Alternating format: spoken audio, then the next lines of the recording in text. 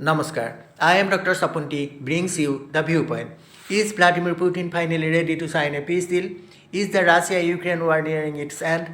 And what is actually happening behind closed doors that the world isn't being told? Why peace talks are accelerating?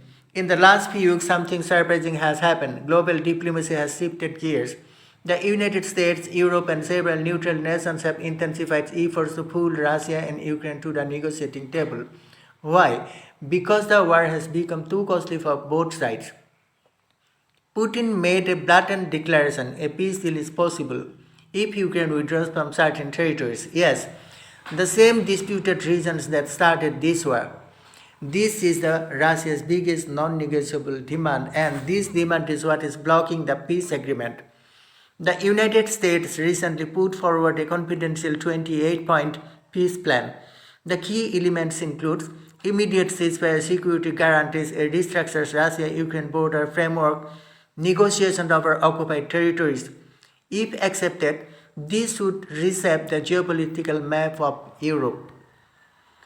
Ukraine's position is equally clear: we will not surrender territory. And this is why both sides clash, even though both are exhausted by war. So, here is the big question: will Putin agree to peace? The answer depends on what he gets in return.